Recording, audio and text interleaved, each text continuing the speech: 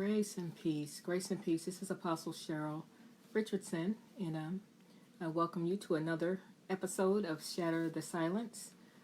We are focused on stopping, preventing, intervening in terms of domestic violence. And so we're grateful that you've taken the time to tune in with us today. We're going to do something that we've never done before. And as opposed to just asking you to share, I'm going to ask you to share with 15 or 20 people on your friends list. And just let God lead you in terms of who you share it with. Or you can just trust Him and run down the first 20. But I want you to be intentional about sharing, not just sharing in general, but tagging people in particular. And the reason for that is this. I've had a very, very strong sense of the presence of the Lord all day as I prepared for this broadcast. And what I am discerning in my spirit is that the enemy has very specific plans in terms of domestic violence for even this very day, as it pertains to people who are struggling with the abuse that they are suffering at the hands of their own kids. And we are committed to ensuring that whatever plan the enemy has, that it fails. And we can do that by joining forces and sharing intentionally. Share with 15 or 20 people on your friends list. Just share. Ask them to share. The Bible declares that my people are destroyed for a lack of knowledge because they've rejected knowledge. So, as you've heard me say just about every week, it's not that we don't know. That's not what causes us to become destroyed. It's when we have access to information, when we've received counsel, when we have been educated or an attempt has been made to educate us and we have elected to dismiss it, to minimize it, to make excuses for it, and not avail ourselves of the help that the Lord is sending directly to us. So let's just share. Tag 15 or 20 people on your friends list. And even when this is over, you can start a watch party. You can share it days after it has aired. Allow God to lead you and to use you as we combat this diabolical, demonic activity that has tried to get a stranglehold on the Church of God across denominational lines, okay? So today's topic is when kids abuse their parents. And I'm sure that many of you have very strong feelings about this, what the cause of it is and what the solution to it is. And so I would encourage you to share your thoughts, share your feelings. Share your expertise, share what has worked in your home, share what has failed miserably, if you care to be transparent in your home.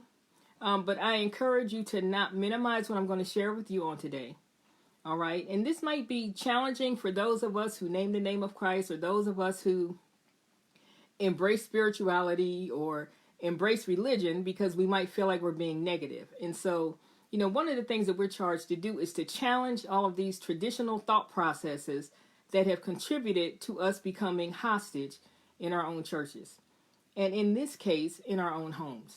All right. So, as I've told you previously, I don't prepare a list of things that we're going to talk about. Okay. I allow God to tell me what it is that's needed. And there's a sense of urgency that I'm experiencing. Now, I don't know who it's for. Someone on my friends list or someone on your friends list needs this information so that they can ensure that their home is safe, okay? So I'm tagging right now as many as I can before I get into the subject matter. But just know that I've been in prayer about this today. And it's important that we band together and get this information out and share it with folks, because you never know who's experiencing these things and they're not telling you. They're not sharing with you that they're experiencing this for a variety of reasons. And we're going to talk about that as well. Okay? So again, my name is Apostle Cheryl Richardson, and I'm asking you to share with 15 or 20 people. I've never asked you to do that before.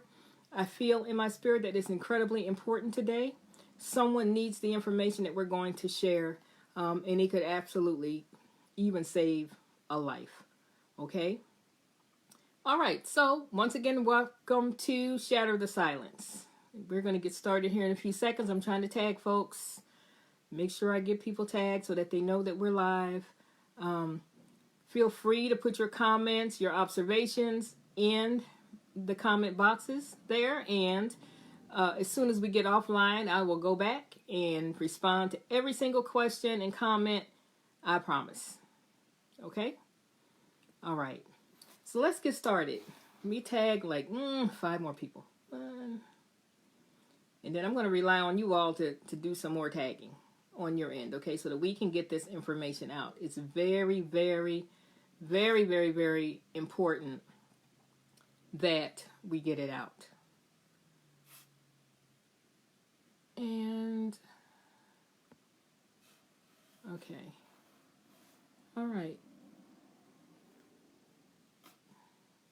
So hello to everyone who's come on.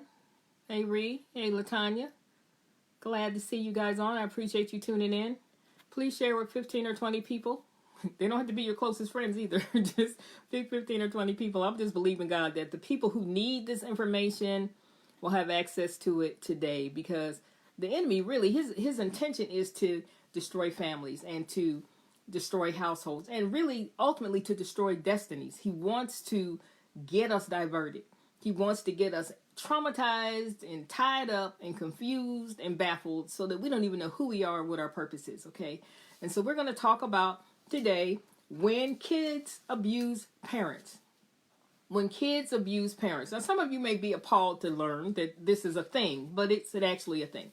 This is a problem, and it's not just a problem here. Hey, Greg, it's not just a problem in the United States, okay? This is a universal problem. This is a problem that is encountered around the world. Now, let me begin by saying that it's not unusual for adolescents, especially, to become a little defiant, okay? Hey there. It's not unusual for them to become a little defiant, or occasionally to have a conflict with a parent or guardian. So when I say parent, for the purpose of this broadcast, I'm talking about grandparents, auntie, uncle, caregivers, okay? Someone who's in a caregiving role, but I'll say parent, all right? We've had instances, even in the United States here recently, where a grandson killed his grandmother. And we've had instances where kids have killed their parents. And so we're going to look at this because it's something that we need to look at. It's something that we need to be educated about. So when this is encountered, hey there, when this is encountered, it is also domestic violence, okay? It's important that we understand. We have this tendency to segment things and minimize certain things and elevate other things. But this is also domestic violence. We're not talking about the defiance, I don't feel like cleaning my room, the defiance, I'm coming home late, the defiance, I'm talking back, you've given me a directive, or you've asked me to do something, and I'm mumbling under my breath. That's not what we're talking about, okay? So, parental abuse is not that. It's a pattern, okay? Just like with any other form of domestic violence, it's a pattern of behavior that is exhibited using coercive control tactics that we've talked about previously in an attempt to gain power and control over the parent. The whole point is to gain power and control. It's not just about, I don't feel like cleaning my room, or you just want me to do my homework and I don't want to do my homework. The purpose is to gain power and control. The purpose is to run the household. That's the purpose, okay? Now, it has been defined as any harmful act of a teenage or preteen child intended to gain power and control over a parent. Okay, so you'll hear me talk about teens, you'll hear me talk about preteens, okay? And I'm going to give you some statistics because I want you all to understand. Hey, Kim, I want you all to understand what's involved here. Now, I'm a career mental health professional. I'm a military veteran. Half of my 30 years in mental health has been with kids, okay? Has been with kids. I've worked with every single demographic. You name it, I've worked with it for an extended period of time, all right?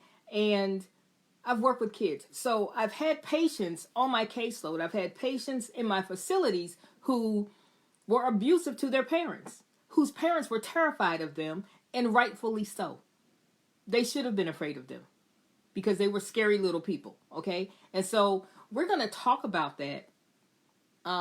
And what are some of the catalysts for that we believe? Now, it's really, really underreported. Okay, all forms of domestic violence are underreported, but this is critically underreported. Hey, Joseph, for a lot of reasons. And I want you to think about, why do you think that parental abuse is so underreported?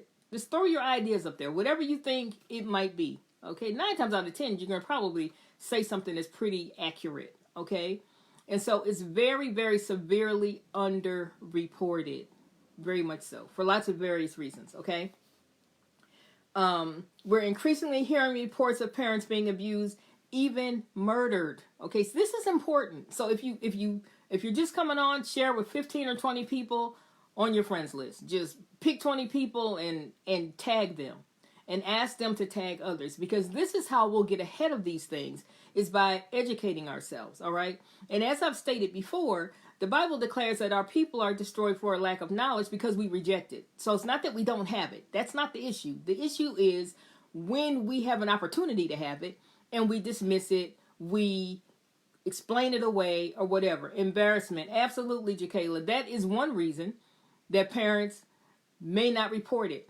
may not speak up about it. Okay. They may not even tell other family members about it. All right. So why are they embarrassed? Anybody want to take a run at that? Why do you think a parent would be embarrassed to say, I am being mistreated, I am being battered, I am being hit by my child? Hey, Vic, what are some of the reasons? Okay. Okay. Fear, pride, hopeless. Exactly. All of those. Okay. Fear, genuinely afraid. And this might be hard for some of us to grasp, but I'm telling you, as a mental health professional, I have treated some scary children that would hurt you, stab you, shoot you, okay, given half a chance. And these are children that have as young as age 5. Age 5. I remember a patient that I had, 9 years old, tried to kill her grandmother. And she meant it. Tried to kill her grandmother.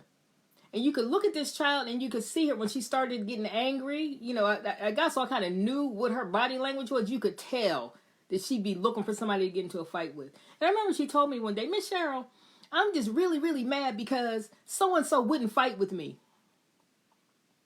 You hear what I just said? She was angry because she couldn't provoke another child to fight with her. That angered her. Okay? And so that is a hallmark, really, of domestic violence. It's power and control, and it's wanting to elicit a specific response from the target, from the victim, and becoming frustrated and angry when the desired response is not elicited. Okay? And so it's important to understand that, as cute as they might be at 5, 6, 7, 8, 9, 10, 11, 12, 13, the capability of becoming abusive is very, very real. Okay? Okay, Jakayla says because they are the parent and it's their child, they should be in control. Absolutely. That's a big one. I should be able to handle this. My parent didn't have this problem with us. My grandparents didn't have this issue with my parents, right? I should be able to handle this. And maybe they have control everywhere else in their life. Maybe they're a pastor or a ministry leader, or maybe they're a mental health professional, right? Maybe they're a police officer, a judge, an attorney. Maybe they occupy a role in their work life where people respect them and have to listen to them. And then you come home and your child is running amok and out of control. Okay, who are you going to tell? I'm a police officer, I'm a district attorney, I'm a brain surgeon, I'm an astronaut, whatever I am, and I garner respect just given my title. People don't even have to know me personally, right? They just respect me because of the position I occupy. And then I come home and I'm being abused by my own child. All right? Who are you going to tell? And so that's one primary reason that it's not reported. So embarrassment, fear, hopeless. Maybe they feel like they failed as a parent. Okay, so we're going to look at those things. But we're hearing about these cases more and more and more. And it's always shocking because I think, especially those of us who say that we are people of faith, We have this tendency to sprinkle fairy dust and to mystify everything. All right. And life just isn't always like that. We've got to be actively involved in our own deliverance. Okay. All right. So let's look at this. It's frequently minimized, right, because of the age of the perpetrator. So if the perpetrator is 9 or 10 years old, we might minimize it. Oh, they're just having a bad day. Oh, they're just, we minimize that. We make it less serious. And we're not understanding that the way that domestic violence, no matter who the perpetrator is, the way by nature it escalates, it doesn't stay the same.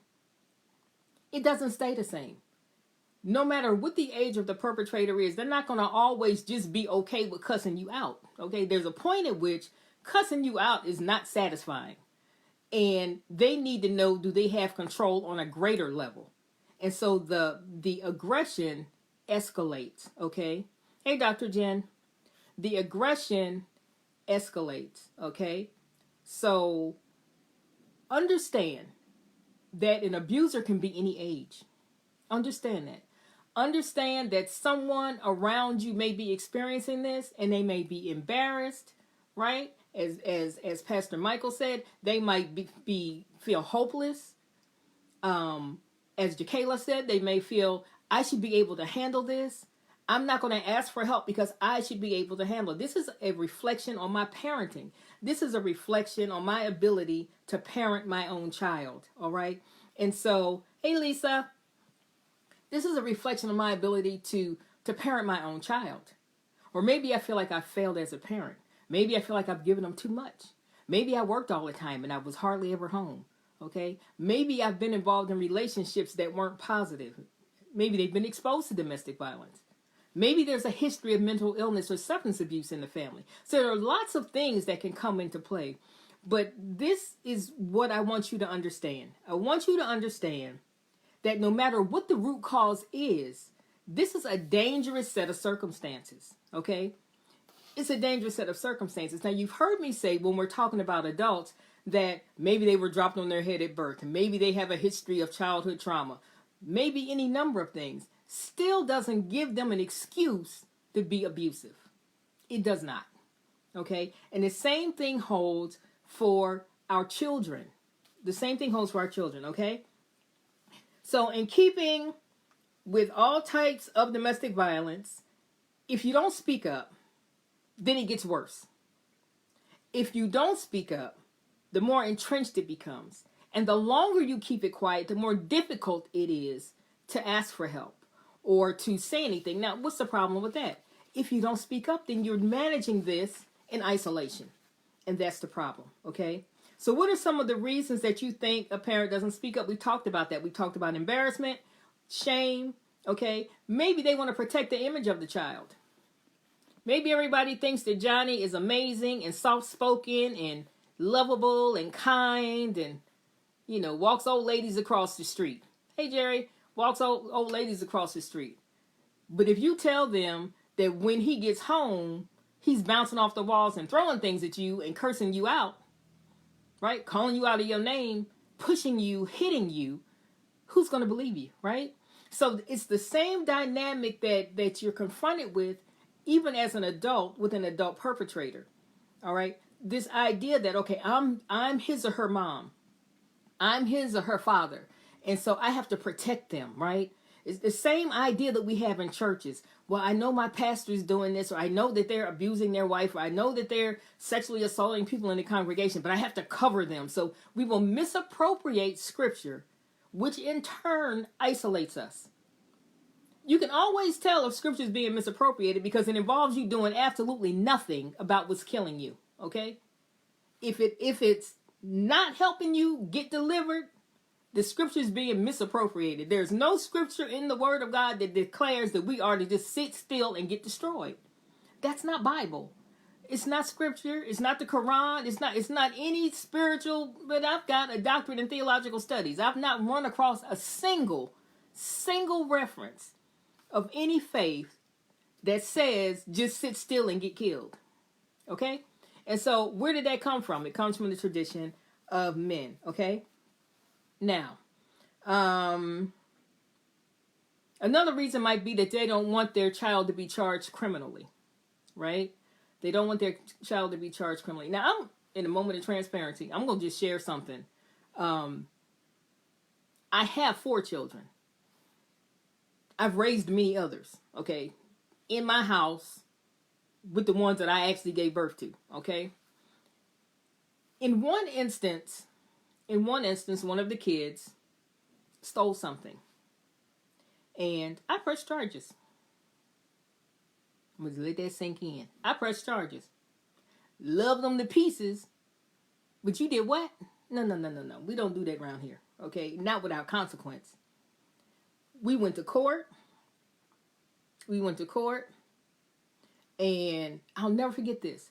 The judge said, well, now, are they adopted? I'm just looking at them like, where is this conversation headed? Is this your biological child? Are they adopted? Are they a stepchild? And my response was, with all due respect. And in the back of my mind, I didn't think too much was due. So that's why I put it that way. With all due respect, you may be trying to clear your docket. I'm trying to salvage my child. This will either be the last time they do something like this, or it'll be the first time of many, and I'll need to know the difference. I'm trying to salvage them. I don't want them in the system. So we're going to address this right now, okay? We never had that problem again. They looked at me like I was crazy, but let me tell you something. I really didn't care. My thought process was, you cannot navigate life running roughshod over people, disrespecting other people's property, and think it's going to be okay. Something bad's going to happen to you because you're going to run up on somebody who doesn't feel like having a come to Jesus meeting with you about you just stole their stuff. All right. So I was thinking long term. Was it a popular position? Absolutely not. And this is what I also told them. This kid is very, very smart. If your penalty is write an essay, there's probably 3 different versions of an essay already written before we got here. And I just looked at them. Okay. So that was the first and the last time we ever had an issue. First and last time. So in my mind, mission accomplished. Again, was it popular? No, it was not. So one of the things is boundaries, ensuring that kids understand what appropriate boundaries are. Now, it gets a little dicey if your boundaries aren't right. Gets a little dicey if your own boundaries are not okay. All right? And so that's the thing that you want to be sure that you are modeling for them how you want them to conduct themselves. All right? Kids who are exhibiting abusive behaviors like hitting, threatening, intimidating, name-calling, cursing, need to be made aware of the consequences. And what I used to tell my kids is this. If you don't listen to us, some stranger in a black robe is going to make you do stuff you don't feel like doing. Okay? They're going to lock you up somewhere, period. You cannot navigate life violating boundaries, violating rules, disrespecting people, calling them out of their name, and think you're going to be successful. Okay? It ultimately ends up with your life being cut short. And that's Bible. So we've got to be able to teach them and reinforce what good boundaries are and acknowledge if our own boundaries have been jacked up. Okay, how about that? If we have lived our life in such a way that we've not set a good example always, you might be a bishop or a pastor now, but have you always been one? What have they seen? What have they been exposed to? All right? And so we've got to be able to accept whatever our shortcomings are as parents, acknowledge them, own up to them, okay? Accept responsibility for them, and inform them that that's not an excuse for you to clown today. All right? We're going to move forward from here. We're going to do things the right way. But you can't act like you didn't mess up if you know you messed up, okay? You can't act like you didn't mess up and then expect them to respect you automatically, because that's just not how it works, okay? Respect is earned, all right? All right? Feel free if you have an opinion or a question. I know there's several people on here who have expertise dealing with kids in various contexts. And so feel free to put your thoughts up there, okay? So what do you as a parent need to know? Being stoic, being a martyr, I'm protecting my child at all costs. I'm not going I'm not going to hold them accountable. I'm not going to expose what they're doing to anyone. I'm not going to discuss this with anyone. Might get you some brownie points from a cultural standpoint. That might be the way your culture, whether it be because of your race or because of your religion or your spirituality or whatever, you might get kudos from people for being stoic and being a martyr, okay? But it ignores the importance of your own personal safety and the safety of everyone else in the home, okay? So you're going to be a martyr, and who's going to pay for that? Who's going to pay for that? Who's going to pay for us as parents not wanting to hold our children accountable, okay? So, domestic violence of all types flourishes in isolation. Isolation is the fertilizer for domestic violence, okay? I'm going to say it again. Isolation is the fertilizer for domestic violence. Keeping it hidden, not telling anybody, is the fertilizer. You are contributing to your own demise, and you are contributing to your child traveling down this road where there's no happy ending. There's nothing positive that's going to happen at the end of that. If they believe that they can go through life threatening, intimidating, cursing, and if they do it to you, everybody else can hang it up. If they do it to you, everybody else can hang it up. They can forget it. All right? Now, so don't just keep it to yourself. Don't do that. Do not keep it to yourself. Someone needs to know that that's going on in your home, okay? So consider all of the resources that are available to you. There's therapy or counseling.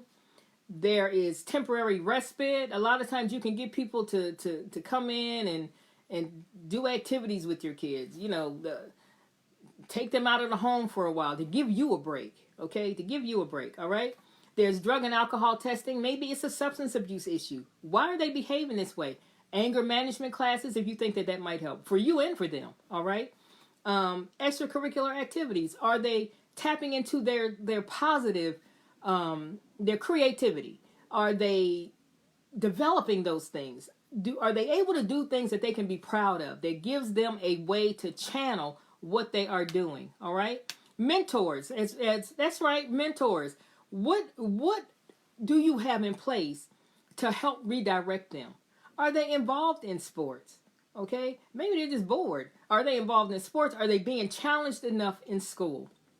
What other skills do they have that you can help them to develop that will give them a positive avenue to work towards? Okay, and I'm going to come back to mentors because that's an excellent idea. As long as you vet them, make sure they're not crazy. Okay.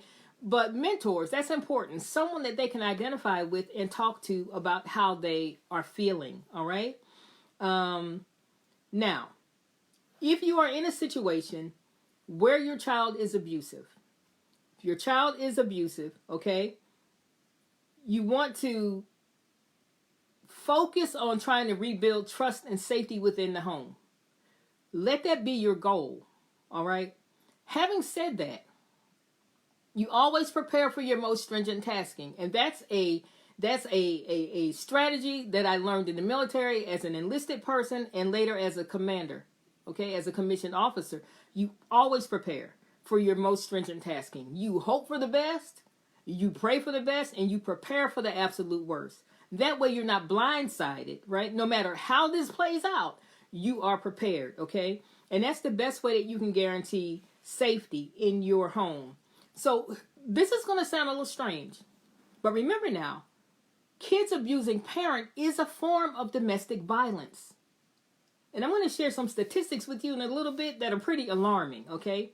Pretty alarming, okay? So here are the things that you want to do. If you're in a home and it's volatile because your child is having these throwing these fits, having these tantrums, threatening, cursing, breaking things, slamming doors, whatever they're doing, and you notice that these behaviors are escalating.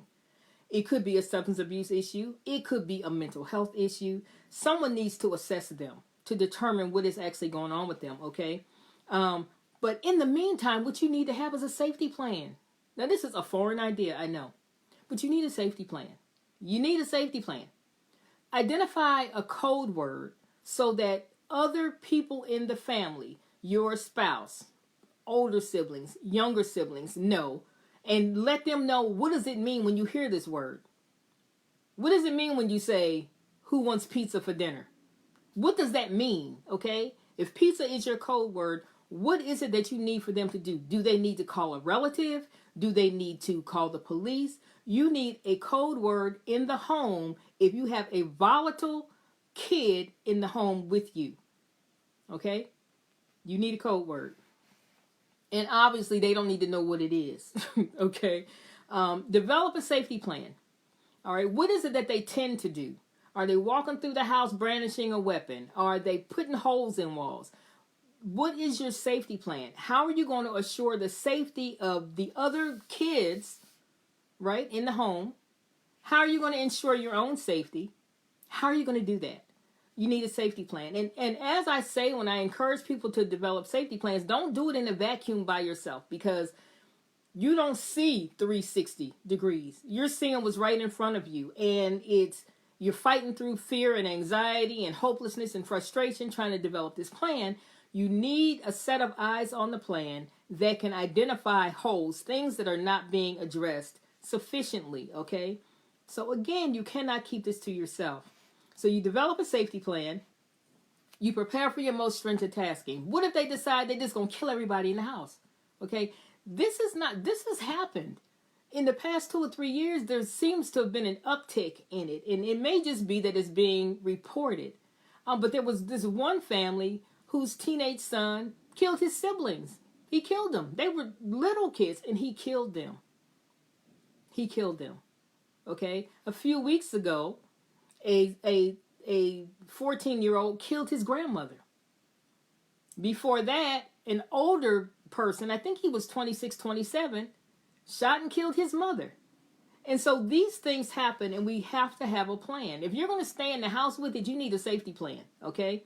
You need a safety plan. Don't minimize the importance of maintaining safety in the home, and understand that if you do nothing, you're exposing every other living thing, pet, child, adult, to the whims of this person who happens to be your child, who is engaging in abusive behavior, okay? Remove all firearms from the home, okay? Get the weapons out of the home. In an adult domestic violence situation, if a firearm is present, there's a 500%, not 5%, 500% increase in the likelihood that a homicide is going to occur, all right? And this is with adults whose frontal lobe should be completely developed. So when you're talking about an adolescent or a child, their abilities to make sound decisions under pressure is not fully developed. Their ability to reason and think about realistically cause and effect, action and consequence is not fully developed. And they tend to think in terms of alleviating any immediate discomfort that they may be experiencing, okay? So you want to remove firearms, because you don't need an impulsive person having access to firearms. Parents must present a united front. One can't be caving in and the other one is being strong, okay? Now, having said that, if you present a united front, and that means telling this abusive child no, then understand, prepare for your most stringent tasking. Both of you may very well become targets, okay? So I'm going to always tell you the truth. I'm not sprinkling no fairy dust. I'm just not. Things can get really bad really quickly, okay? So it's important that you not romanticize what is going on with your child. If they are cursing you out, throwing things, destroying property, disregarding their curfew, we're talking about ongoing behaviors. That's abusive. It's abusive behavior, okay? It's abusive behavior. And abusive behavior, domestic violence, no matter who the perpetrator is, will become more and more serious as it goes on, okay? You want to document. You want to start documenting the things that are happening. You want to start documenting that they cursed you out and what they said. You want to document that they broke something, or that they are fighting with their siblings. They're being mean towards pets or whatever. You want to document, because when you do seek help, you want a realistic record of the behaviors that have been displayed, not just kind of what you think happened, okay? It helps to have things documented, all right? And so that's really, really, really important, okay? So what are some of the possible underlying causes? You all have any ideas? And I know, like, I've got psychiatrist friends on here and mentors on here, and so I know y'all know. So what are some of the possible underlying reasons that a parent may be experiencing abuse at the hands of their own child? What are some of the reasons? Throw up there what you think. So I'm gonna share some things that could be a catalyst, okay? None of them are an excuse, but maybe a catalyst, maybe an underlying influence. Maybe they have issues from early childhood that have not been resolved. Maybe they are adopted. Now, am I saying that kids that are adopted have these behaviors all the time? No, that's not what I'm saying. What I am saying is, if they are adopted, it's a very real chance that you don't have a full, complete history, no matter what they told you. No matter what they told you, because it's the human condition to kind of leave things out if they think it might discourage you from adopting a child. All right? And so, if they are being adopted, you may not have complete information. And it could be because the complete information wasn't available. Maybe they can tell you that the child gave up, that the mom gave up the child, at birth or at age 1 or age 2. But do you know mom's history? Do you know the father's history? Do you know their mental health history? Do you know their physical health history? Do you know these things? Do you know their substance abuse history? So there's a lot of times there's information that you just don't even know the answer to, okay? You don't know. Grief and loss could be another thing. Any loss that they've experienced in their young life, any loss that they've experienced that has been unresolved in terms of grieving. They've not been able to grieve it effectively, all right? A lot of times when kids experience loss, they tend to not process it to begin to heal from it until caregivers are okay. It's like they seem to be okay at first when the traumatic events happen. And then as the parents, the adults, as the family unit starts to move forward and people appear to be experiencing healing, then they may start acting out, okay? So that's not unusual. Childhood domestic violence is another catalyst that could be feeding into this behavior. So they've experienced it or they've observed it, okay? And that's traumatizing. And we've talked about that in other broadcasts that we've done. So a family history of mental illness is something else. Now, if you go back far enough in anyone's family tree, you won't hear about anybody being mentally ill so much. You might hear about an eccentric aunt or uncle or a grandparent that had strange habits or whatever, and everybody just accepted them the way they were. But it wasn't identified as mental illness. It wasn't identified as bipolar. It wasn't identified as depression, okay? And so it may be hard to really get a handle on what the family history is, okay? Even in your own family. Maybe they've experienced some other childhood trauma. Gang violence, there's a lot of that these days. Gang violence, drive-by shootings. Maybe someone has been the victim of an armed robbery. Maybe a home invasion, a kidnapping, childhood sexual assault.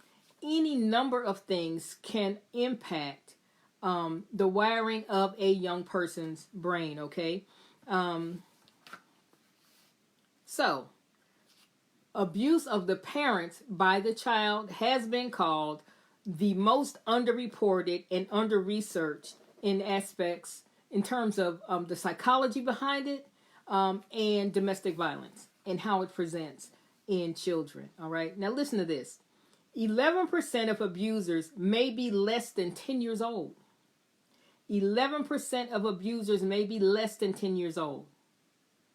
That's right, Rosalind. Displaced anger. A lot of times they might be experiencing bullying in school. They might be failing in school. They might feel inferior and they need to feel in control somewhere. So it's important that you do your due diligence, but it's important that you not minimize what's happening or excuse it or fail to act on it, okay? A study that was published back in 2004 at Brigham Young University said this. Now listen to these statistics. 57% of parental abuse is physical. 57%. That means we've gone beyond, I'm just going to cuss you out and mumble under my breath and throw things. It's physical. I'm putting my hands on you. So 57% of parental abuse is physical. 17% involve the use of a weapon. So 17% involve the use of a weapon. That means that something was picked up and used, right, against a parent. Think about that. All right? Of these cases, 5% included the throwing of items. 5% included the throwing of items. Okay? So we're talking about a kid throwing something at a parent on purpose. All right? And then 22% involved verbal abuse. 22% involved verbal abuse. Okay? 82% of abuse is against mothers. Why do you all think that is? Why do you all think that is? 82% of parental abuse by kids towards a parent is directed against mothers. That's 5 times greater than against fathers. Somebody type that for me. 82% of abuse by kids is against mothers. And that's 5 times greater than against fathers. Why do you think that is? And as I said, 11% of abusers are younger than age 10. And that may be difficult to visualize unless you've worked in the field that I've worked in. And I've had countless kids that fit this description who are young, 8, 9, 10 years old. And some of them have attempted to kill family members, have already killed a pet. All right? Who tries to kill their grandmother when they're 10? Okay, so these are little people that I've actually met and have been involved in their treatment. And so I can tell you that this is real. This stuff is real. This happens. Okay? The highest rate of abuse happens within families with single mothers. Okay? Hey, Misty. The highest rate of abuse happens within families with single moms. Okay? Why do you think this is? Okay, feel free to throw your thoughts up there. Okay? The size and strength of the abuser may be a factor. Okay? If you're a woman and you have boys, like I know my sons, one of them was like 6'3". Yeah, I knew he was going to be tall when he was 8. And so what did I do? I started early making sure he understood what was okay and what wasn't okay. Okay? Because I understood, I'm thinking, he's going to be huge. He's going to be huge. So we got to make sure we got respect for authority ingrained in him. Because he's going to be too big to be tussling with. Okay? And so that's what we did. And so we raised them intentionally for them to understand that you have to respect people in authority. And if you disagree with something that they're doing, there's an appropriate way to do that as well. Okay? So the highest rate of abuse happens within families with single moms. Okay? The size and the strength of the abuser, the kid, may be a factor. And oftentimes women are thought of as weaker or vulnerable, even by the kids. Why do you think that is? Okay. Okay. So if there's no man in the home, if there's no male role model in the home, an appropriate role model, then it leaves a void, right? And we're not here to debate, can a woman raise kids by herself? That's not what we're talking about. What we're talking about is the fact that the void that it leaves sends a message. Now, another thing that I've encountered in my years as a therapist are instances where kids have been exposed to domestic violence. And for some kids, let's just say mom is the victim, and they've witnessed her being verbally abused. They've witnessed physical abuse. They've witnessed fighting, name calling, strangulation, or whatever. It can have more than one effect. For one kid, it may make them protective, extra protective of mom.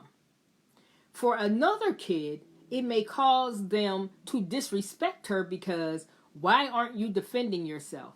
Or why won't we leave? Why are you staying? You are keeping us in this situation because you won't leave. You understand what I'm saying? So a child that's exposed to that may feel allegiance with their mom and want to protect her, or they may feel disgusted with her and let down by her and betrayed by her because they feel that they've not been protected. In their mind, why don't we just leave? Okay? So those are two things that I want you to be aware of. Parental abuse can occur in any family and does not appear to be associated with ethnic background, socioeconomic class, or sexual orientation. I'm going to say that again because we like to put people in categories, okay? Parental abuse can occur in any family and does not appear to be associated with ethnic background, socioeconomic class, or sexual orientation. So this can happen in any family. And there are so many reasons, so many things that may contribute to it. Males are more likely to inflict physical abuse, okay? And females are more likely to inflict emotional abuse, okay? Males are more likely to inflict physical abuse. Hi, Dr. Saxena. And females are more prone to inflicting emotional abuse.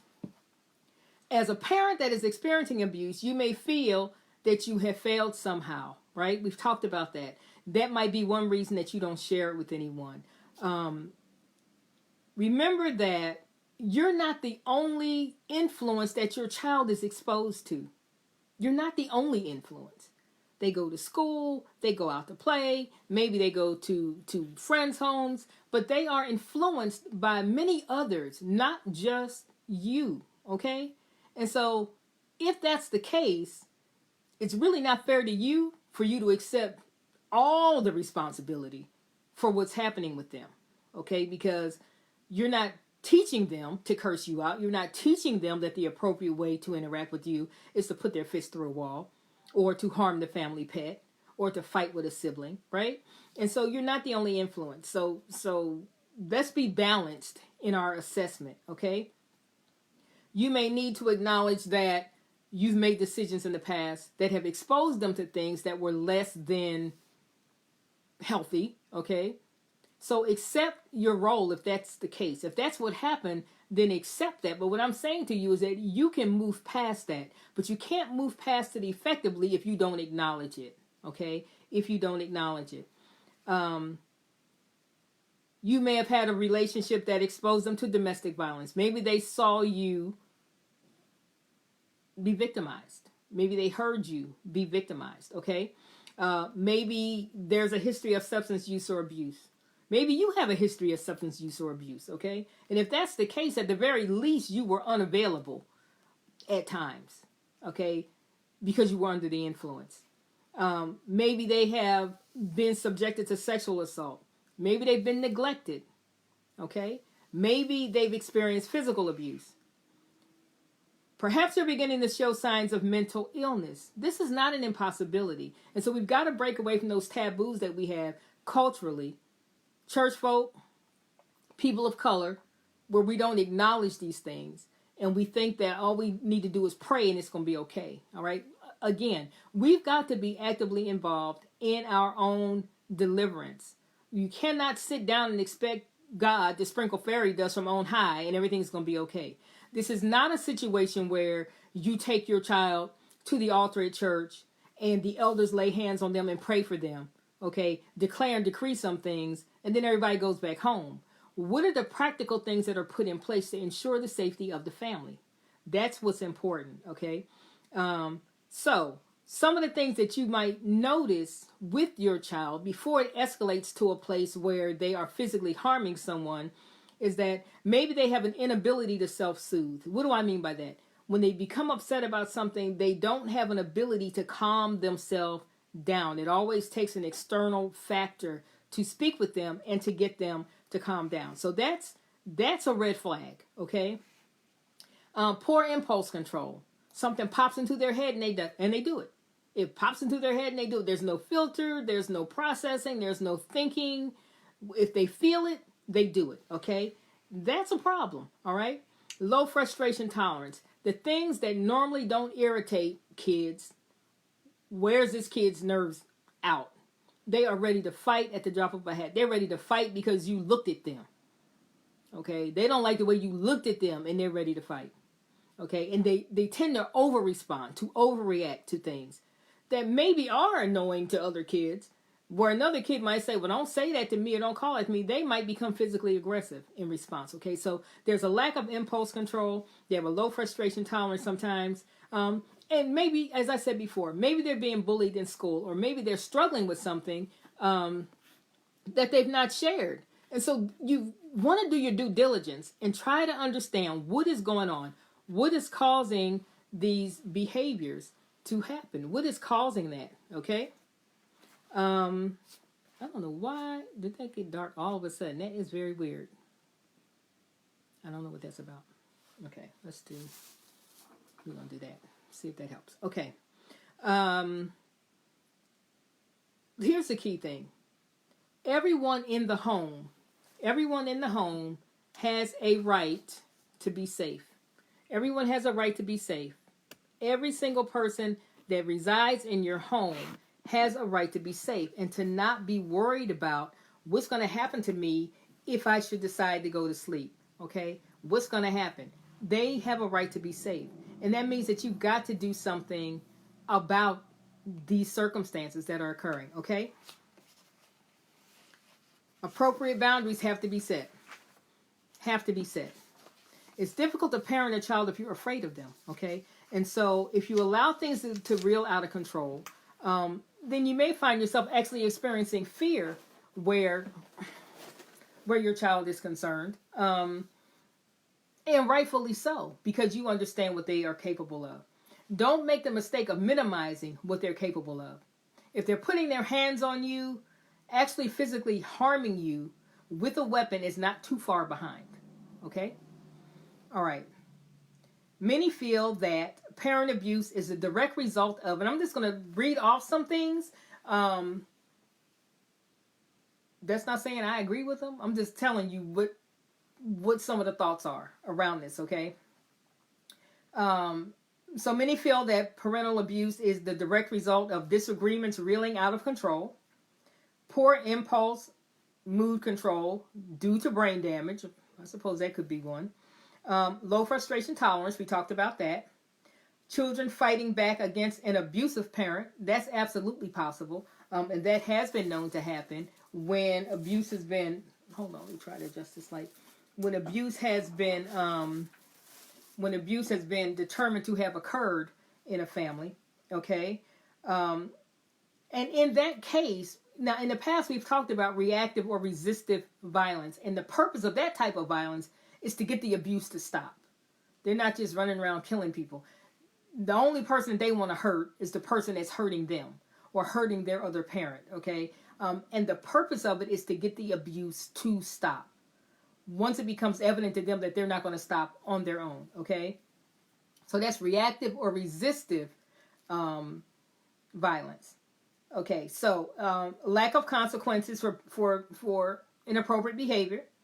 Witnessing abuse at home because they learn that this is how you gain power and control. It seems to work.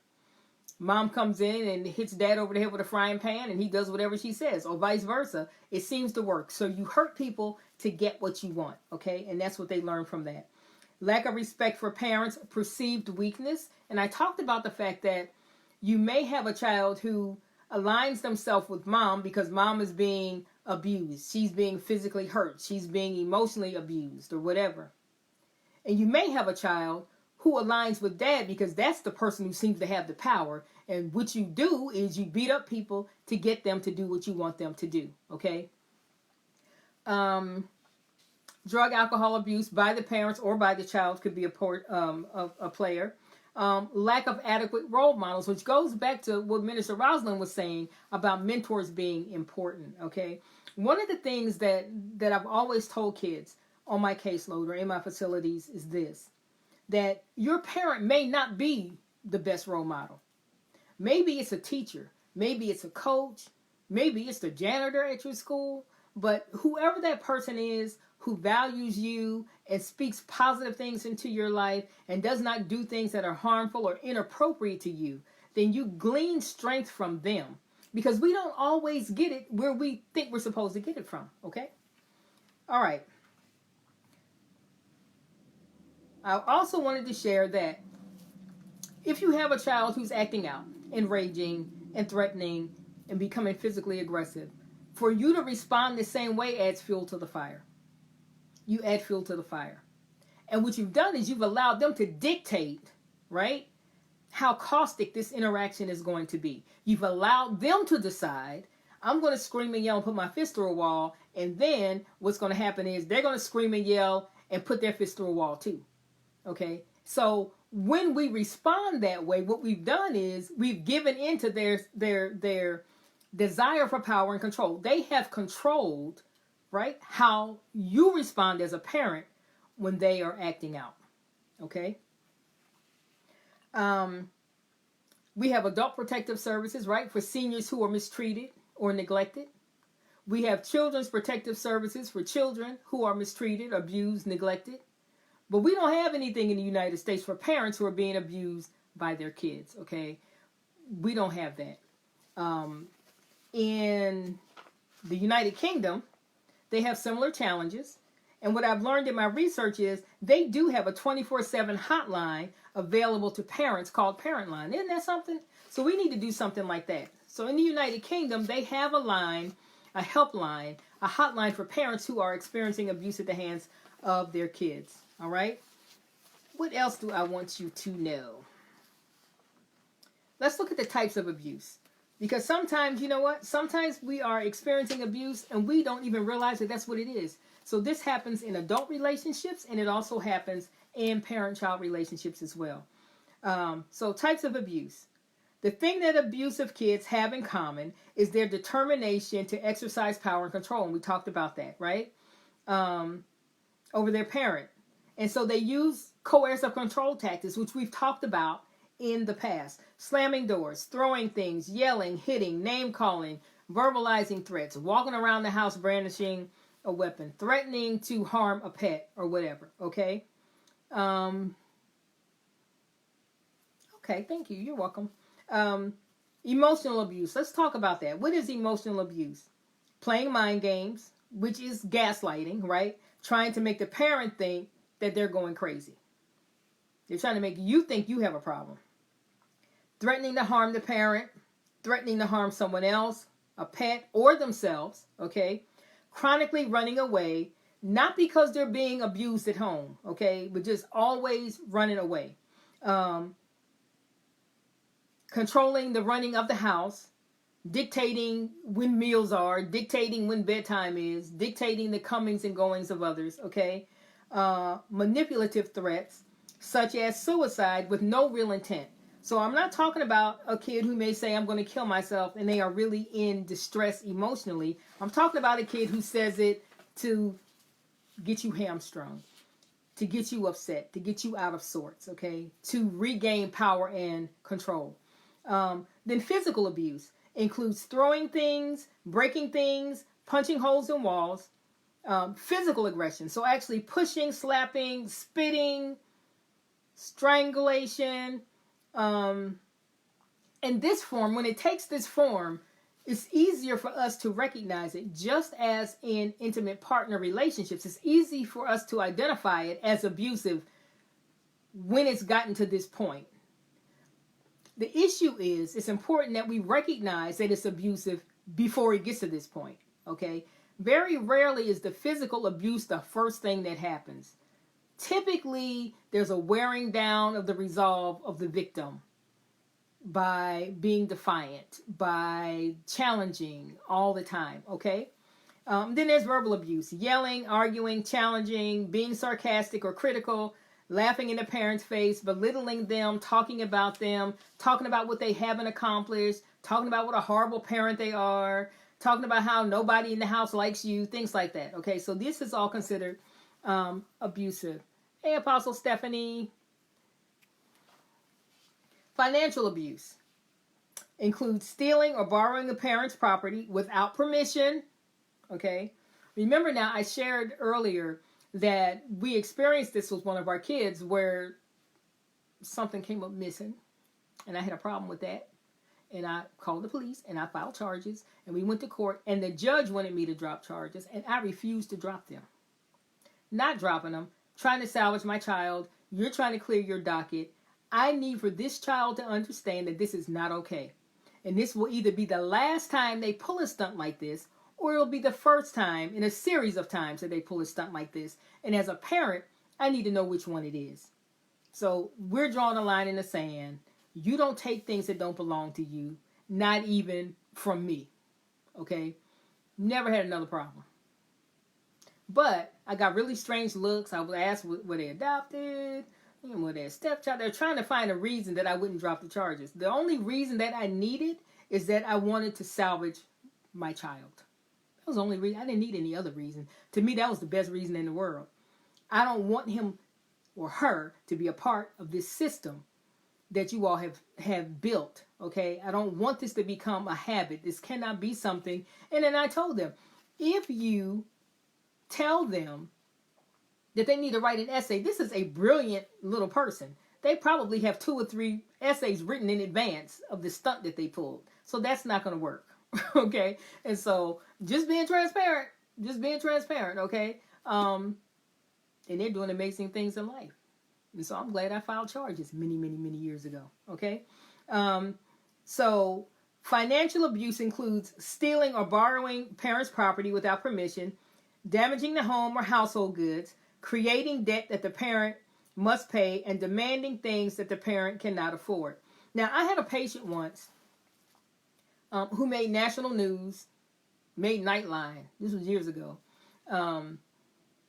Because of involvement in the murder of a group home worker.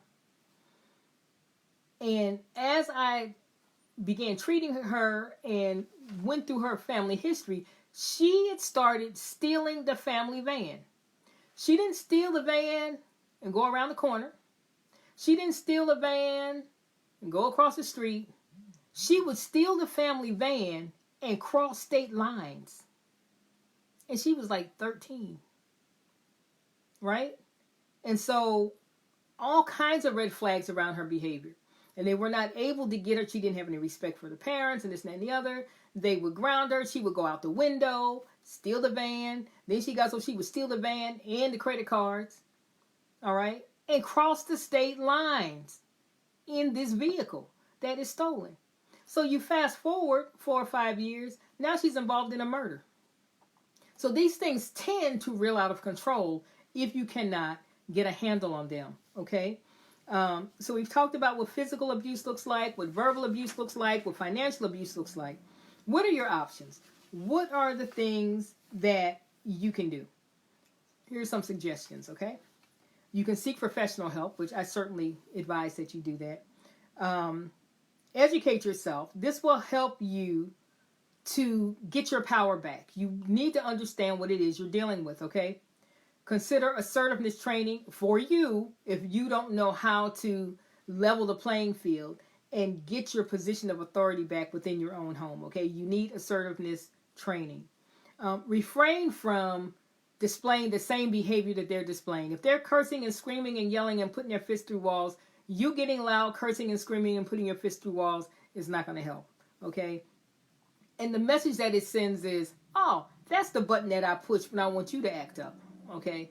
That's the button that I push when I want to get you off track, okay? So if they push your button, you don't want to give them an indication that the button has been pushed. Let them be confused about if the button was pushed or not, okay? Offer to find someone for your child to talk to. So we go back to mentorship, which Minister Rosalind mentioned earlier in the broadcast. Choose not to respond in an angry, reactive manner when provoked by your child. So will it be provoking? Absolutely. But don't respond in the same way. They're trying to figure out how hard to push this button to get you to act inappropriately. And then that will be held over your head later, okay? Establish clear, fair, but firm boundaries. Don't threaten or yell. Manage your own anger, okay? When you're angry, walk away. When you're angry, remove yourself. When you're angry, remove yourself. One tactic that I have found really helpful, even when dealing with people who are mentally ill, is I get one statement in mind, that's all I got. Blah, blah, blah, blah, blah, blah, blah. I'm sorry you feel that way. Blah, blah, blah. Sorry you feel that way. Put that fist to a wall. That must have hurt. I'm sorry you feel that way. Okay? This is like, you're not getting anything else out of me. I'm not trying to justify anything to you. I'm not going to make you equal with me in this conversation. I'm the parent. You're not the parent. I've lived longer. I know a little bit more. Okay? I don't appreciate being disrespected. And I'm not going to allow you to pull me out of character. All right? And gain power and control over me that way. All right? So it's important that you not relinquish your position of authority. And again, if you need assertiveness training, then go get that so that you can learn how to say no without behaving in the same manner that they're behaving. Okay? When they are behaving appropriately, acknowledge that. Acknowledge that you see it. Let them know that you appreciate it. Okay? You want to have a united front with family and friends. Don't hide and act like that this behavior isn't happening. Don't do that. That's dangerous, and as I said before, it minimizes the importance of your safety and the safety of others in the home. All right? Now, when a child kills a parent, well, in general, when a loved one kills another loved one, okay, another family member, it's called parricide. Parricide. Under the umbrella of parricide is patricide, which is the killing of the father, or matricide, which is the killing of the mother. Now, the FBI suggests that there are 200 to 300 parricides carried out in the U.S. every single year. There are 200 to 300 parricides carried out in the U.S. every single year. That means that not only is the person responsible for the murder known to the victim, but it's their own child. So it's more common than people know. And it's shocking every time we hear about it because it's so hard to grasp what happened that caused this, okay? 1 in 5 parricides are carried out by offenders under the age of 18. Most are carried out by those that are older than 18, but they're still children of the victims, okay? Oftentimes they're severely abused, severely mentally ill, or dangerously antisocial. Now, a person who's antisocial lacks empathy. They don't feel anything about the fact that they're hurting you at all. They don't feel sorry. They don't necessarily feel happy. They feel nothing. They don't feel anything. And so this is why oftentimes when you have victim impact statements, you know, I'll follow a trial or whatever, and I'm thinking, that person's antisocial. You standing up and telling them how much they've hurt your family means absolutely nothing to them. They could care less. They might even be amused by it, okay? So just understand that it's a lot more common than we know. If you are experiencing this, it's imperative that you get help so that you don't become a hashtag, okay? So that other family members aren't exposed to trauma needlessly. It's very, very, very, very important that you not be quiet. Okay? Is it embarrassing? Maybe. Do you feel like you failed as a parent? Probably. Okay? Does that mean that you have? No. Because you're not the only influence in your child's life. Okay? Understand that males are more likely to be abusive physically. Females are more likely to be emotionally abusive. Okay? Understand that. And there are 200 to 300 parricides in the U.S. alone every single year. So don't minimize the seriousness of the behavior that your child may be displaying. Get some help for you. Get some help for them. Okay? Because left to their own devices, they have poor impulse control. Their brains are not fully developed. Okay? They may make some very poor choices about how to handle the turmoil that they're experiencing internally, okay? So today we've been talking about when kids abuse parents. And I said in the beginning that when we're talking about parents, we're also talking about grandparents, aunties, uncles, whoever the primary caregiver is. Often when these parasites happen, it's the primary caregiver that is targeted. Maybe because they're perceived as weak, maybe because they're perceived as going along with an unhealthy situation that's taking place in the home. Maybe they're in an abusive relationship and they won't leave. And as I said, sometimes a child may view that as, you're the problem because you won't get us out of here. You are leaving us in here to be treated this way. And then sometimes kids learn, well, the way you get what you want is in you mistreat people. And it works because we see it in the house all the time, okay? So we've been talking about when kids abuse parents. We endeavor to bring things to you that the Lord has impressed upon our heart. I've asked you to share this video with 15 to 20 people, if they're your closest friends or not, on Facebook, because we need to get information out to people. We are committed to crying aloud and sparing not. All right. We believe God, and we also believe that we've got to put feet to our faith, that we've got to be actively involved in our own deliverance. And we've got to come out of this mindset, especially church folk. We got to come out of this mindset that all we got to do is pray about it and go sit down. Okay. After you pray about it, listen, what did God tell you to do? What did he tell you to do? How can you support this fight against domestic violence? You can share videos. You can do a watch party. You can sow into agencies that are actively on the front line, trying to educate, raise awareness, provide intervention, provide counseling to those who are ensnared in domestic violence, okay? Lisa Alexander was on here. She's the CEO for Stand Up Survivor. Against All Odds is chaired by Valerie Simon. Why Not Domestic Violence is chaired by Donna Wright. That's her name. Misty Shavers is on here, and she's a DV advocate. So there's plenty of help. There's plenty of help available. You've got to avail yourself of it, okay?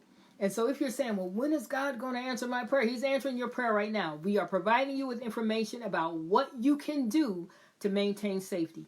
If you are living in a household and a child is exhibiting abusive behavior, you need a safety plan. You need a safety plan. Worst case scenario, what if they get a weapon? What if they start threatening people? Okay, what are you going to do to keep people safe in the home? You need a code word. Someone outside the home needs to know that these behaviors are being exhibited within the home.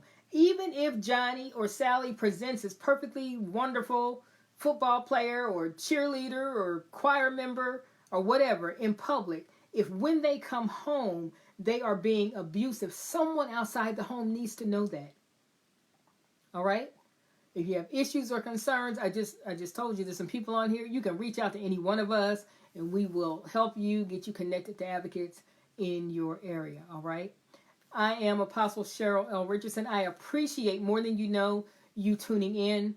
I'm asking you to share this, tag 15 to 20 specific people, okay, from your friends list, and let's disseminate this word, because 200 to 300 murders a year of parents by kids, that's a lot. That's a lot. We have got to get a handle on this, and we can, okay? So we can work together. We are stronger together. We are better together, all right? We put our information up if you want to partner with us, if you want to sow, if you want to give. For Cash App, it's Judah's Roar, JUDAHSROARRR. And for PayPal, it's paypal.me/Judah's Roar, all right? Feel free to subscribe to our blog, Judah's Roar, which is JUDAHSROAR-R.com. If you do that, you'll be automatically sent a template for a safety plan, which will be serve as a good guideline for you in terms of developing a safety plan. It's a good idea for you to have a safety plan template.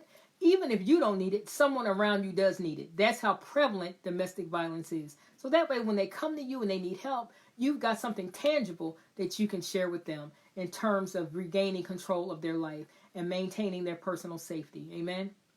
Continue to pray for us as we continue to move forward. The Lord is expanding the vision, and we are every day working on it. We are excited about what he is doing. We are mind blown about what he is doing. But we appreciate that he trusts us with this. We covet your prayers because the enemy does not want this word to get out. We are determined. We are not going to go sit down in the corner and be quiet. Amen. I love you. I'm praying for you. And we will be back on next week with another Shatter the Silence episode. So watch your timelines, okay? I'll be posting stuff and I'll be tagging folk. Feel free to share anything that we post. Feel free to share it. You don't have to ask me, can you share it? Go ahead and share it, okay? The more we disseminate this information, the better we'll all be. All right? I'm Apostle Cheryl Richardson. I love you more than you know, and I'll be back on next week. Blessings to you.